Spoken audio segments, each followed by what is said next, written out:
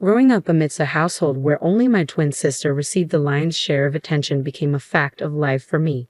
How marvelous it must feel, I often mused, to belong to such a tight-knit family. Those who preach about cherishing family likely hail from backgrounds where such love was abundant and unquestioned. Their familial bonds were probably ingrained in them, taken for granted. My reality, however, stood in stark contrast. Within my own family, closeness was a foreign concept, and I struggled to recall ever feeling truly valued. To put it plainly, I was the odd one out. I'm Martha, a woman in her 30s, navigating life solo. As I mentioned earlier, my family dynamic lacks closeness. To put it precisely, everyone else in my family seems to mesh well except for me. On the surface, we present the image of a happy, cohesive unit, but from my earliest memories, I felt disconnected from them.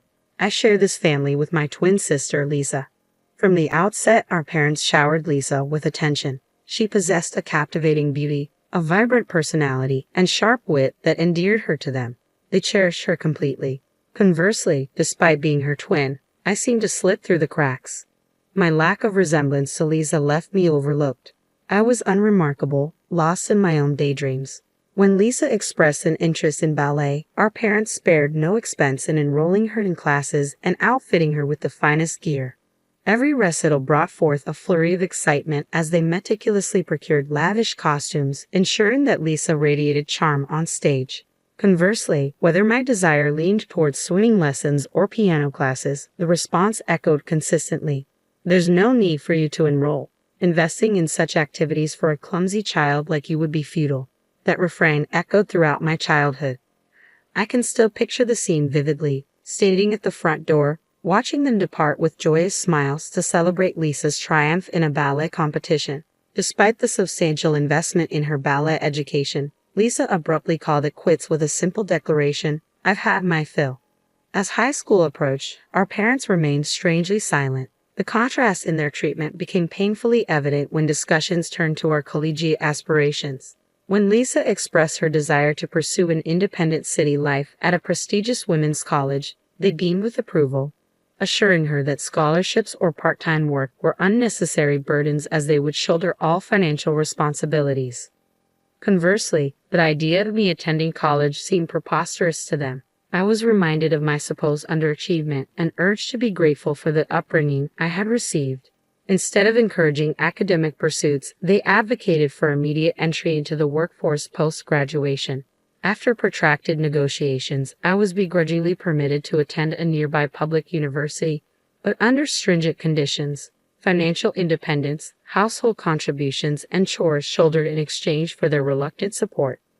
Since then, I've been caught in a whirlwind, trying to balance academics, a part-time job, and household chores. With a scholarship hanging by a thread, failure in any subject was out of the question. Working tirelessly to cover my living expenses left no room for respite. Any lapse in housework quality was met with threats of expulsion from university. Every day was a mad rush, leaving me drained to the bone. In stark contrast, my sister, appearing sporadically, epitomized the quintessential college student, adorned in trendy attire and fashionable hairstyles. She seemed to effortlessly blend academics with leisure, all while taunting my disheveled appearance and hectic schedule. "You always look so disheveled," she'd sneer. "I wouldn't dream of being seen with you. How can you even step outside like that? I'd die of embarrassment if I were you. And let's not even talk about your university. It must be scraping the bottom of the barrel. What's the point of even attending such a place? It's all just a waste of time." Adding insult to injury, my mother echoed my sister's sentiments, siding against me. "She's right, Martha. You're not exactly the sharpest tool in the shed. College isn't meant for everyone, especially not someone who can't even dress properly. You've become the laughing stock of the neighborhood." On the other hand, everyone admires Lisa, praising her beauty. It fills me with pride. Since childhood, I'd grown accustomed to the unfounded animosity from my family. Their petty jabs hardly registered as I rushed off to my part-time job, my focus squarely on survival. And so, the tumultuous 4 years of college flew by, and both my sister and I crossed the graduation finish line. While my family feted my sister's achievement with a lavish overseas trip and a designer handbag, I remained a footnote in their celebrations. With plans to strike out on my own after securing a job, my parents promptly intervened. We've supported you this far. It's only fair you repay us by tending to the household chores and handing over your paycheck. Living independently is a waste of money. The decree left me with no choice but to linger in the confines of my childhood home, stifled by their expectations. Fortunately, the company that extended me an offer was within a tolerable commuting distance, albeit a considerable trek. Meanwhile, my sister landed a position at a well-known firm in the city. She boasted about her workplace nestled in the East Village, but such details held little interest for me. Years later, my sister tied the knot with a colleague from her company and promptly exited the workforce. While festivities ensued, unsurprisingly, an invitation never graced my mailbox. My sister's husband, Toby, echoed the sentiments of my family, casting a disdainful eye my way. "Martha, you couldn't be more different from Lisa. You're so ordinary. Are you sure you're twins? You seem more like distant relatives than siblings. Attending some obscure college, working for a company no one's ever heard of. It's laughable." My sister merely smiled, allowing Toby's cutting remarks to linger unchallenged. Thank goodness the grandchildren didn't take after Martha. "They're all adorable, just like Lisa," my mother exclaimed, cradling one of the little ones as laughter rippled through the room. Years slipped by, and suddenly, my mother was gone. Was it the toll of her sedentary lifestyle, leaving all household duties to me? While my father and sister grieved deeply, I found myself strangely untouched. Their accusations stung. "How heartless! You're a monster for not shedding a single tear." A thrown object struck my face, finally unleashing the floodgates of tears. In the aftermath of my mother's passing, my father's legs weakened, rendering him reliant on assistance for daily tasks. My days became a relentless cycle of work, chores, and caring for my father. Though my sister made sporadic visits, her presence only coincided with requests for financial support for her children. My father never expressed gratitude. Instead, he nitpicked every action. "The bath water is too hot, the food too bland," he'd grumble, punctuating each complaint with blame for my mother's demise as objects hurled my way. Despite his weakened legs, my father's health remained robust. Yet the money he contributed to our household was often squandered on his drinking escapades. During the day, when he deemed my efforts insufficient, he demanded more. It baffled me how he could complain of leg pain at home, yet miraculously recover whenever it was time for his drinking escapades. Reflecting on it now, I realize I should have severed ties with such a toxic family and fled long ago. But in those days, I had grown accustomed to unfair treatment and harsh words since childhood. It felt like the norm, dulling my senses to the injustice. The thought of escape never crossed my mind, especially as I lived alone with Dad. Then, out of the blue, my sister called. Before I could utter a greeting, she launched into a tirade. How long do you plan on mooching off our parents and squatting at home? I'm moving in with Dad, so could you kindly pack up and leave immediately?" I struggled to grasp her words, so I sought clarification. "Wait, hold on. You're moving in with Dad? Did he agree to this?" "Of course he did. Dad wants to be with us and see his grandkids every day. It's disgusting how you're living off Mom's inheritance and lounging around in the house. I won't allow you to enjoy a luxurious lifestyle on our money. We're moving in early next week, so you better start packing." With that, she abruptly ended the call, leaving me puzzled by the mention of Mom's inheritance. I needed to verify this with Dad. "Dad, is it true you're planning to live with my sister?" My question prompted a call from Dad himself. His response confirmed my worst fears. "Yes, Lisa and her family will take care of me. I can't keep living with someone like you who can't even manage basic household chores properly. Lisa assures me that I don't need to worry about a thing and wants me to enjoy my time with my grandkids. Isn't she a wonderful daughter compared to you? You've always been a disappointment, never bothering to get married. All you do is squander the household's money, and to top it off, you're not even attractive. I'm ashamed to call you my child. Leave, you're nothing but a nuisance. Consider our parent-child relationship severed." His words puzzled me. What did he mean by wasting the house's money? Amidst my swirling thoughts, clarity dawned. With both Dad and my sister urging me to depart, there was no reason to linger any longer. I resolved to leave with my head held high. Dialing my sister's number, I delivered the news. "As you mentioned, Dad intends to join you. He expressed his desire to sever ties with me. I'll be out by the end of the week." "That's very considerate of you. Just ensure there's no drama. After all, you're no longer part of the family, right?" I apologize for any inconvenience I may have caused. Oh, and when I move out, I can take my belongings, right? Clothes and such. We have no use for your possessions. I doubt they're of any value anyway. Take everything, but keep your hands off the household finances or belongings. If you do otherwise, I won't hesitate to involve the authorities. Understood. I'll only take what's mine. With that, I ended the call. Well, time to get all my stuff moved out, I declared, rolling up my sleeves with determination. A few days later, as I unpacked in my new place, my phone erupted with my sister's enraged voice the moment I answered. What's going on? Where's everything gone? What did you do? I held the phone away from my ear, her fury piercing through the line. There's nothing left in the house. No furniture, no appliances. Where did you put everything? Her accusatory tone was expected, but the reality surpassed my expectations. And the appliances? I bought them with my own money, I replied calmly. What? You bought them? That's a lie. You work for some mediocre company. There's no way you could afford all that. You even replaced the furniture after Mom passed. You must have used her inheritance, right? Give them back. I'm calling the police.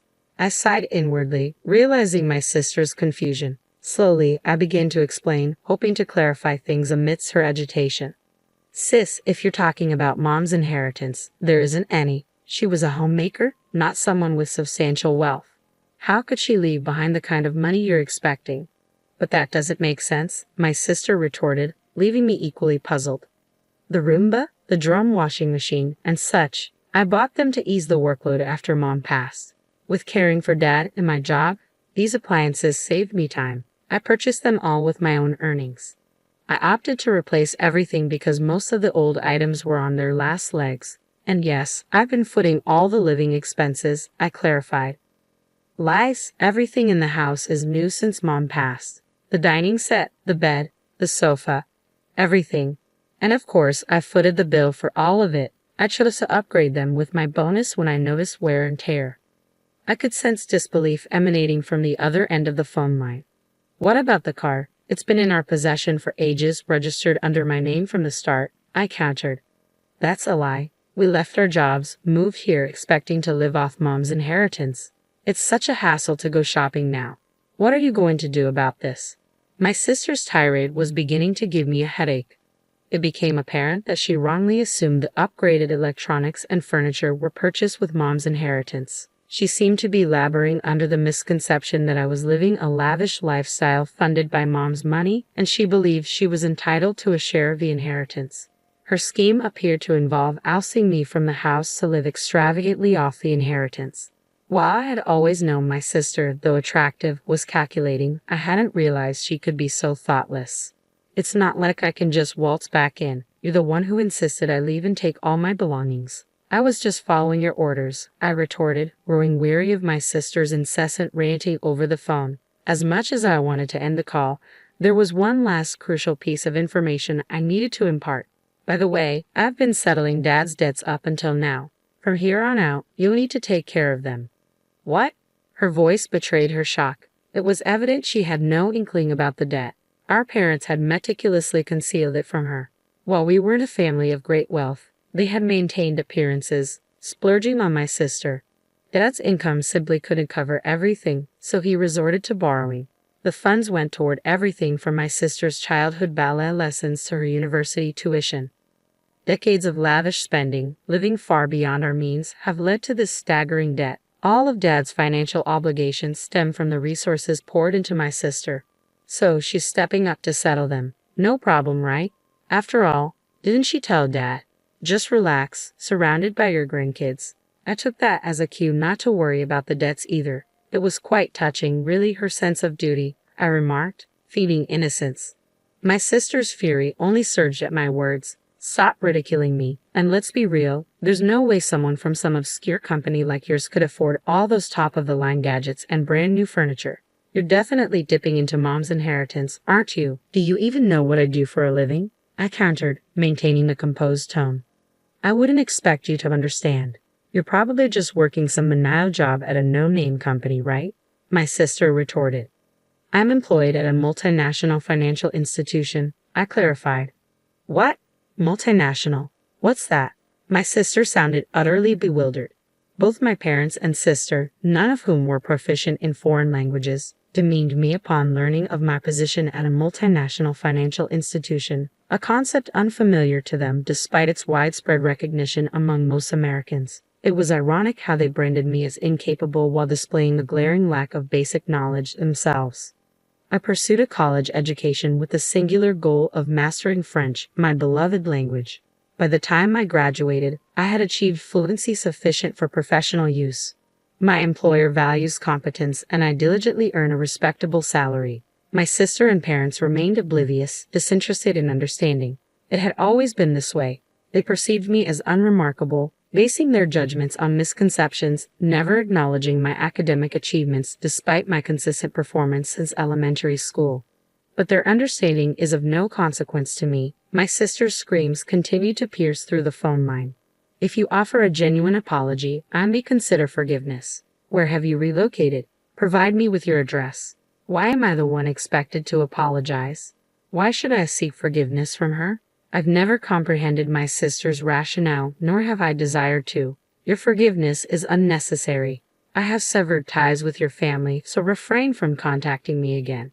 Deal with your own problems. Farewell. With that, I terminated the call. Despite her furious voice echoing through the phone until the very last moment, my heart remained unmoved, much like when Mom passed away. There was no one present to accuse me of being heartless, so tears eluded me this time. Despite the turmoil, a sense of tranquility settled within me. Months later, news reached me through a friend from my hometown.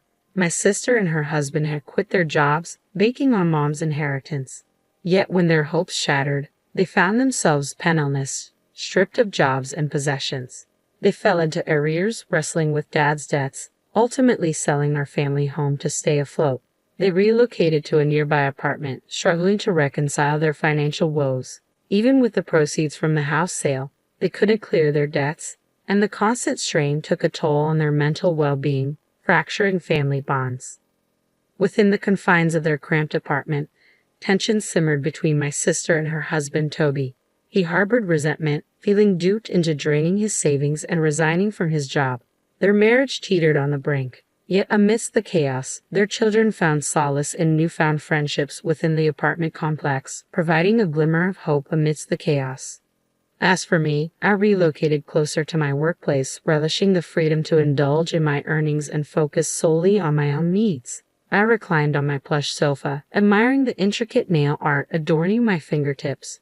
After years of constraint, I resolved to savor this newfound independence for as long as I pleased.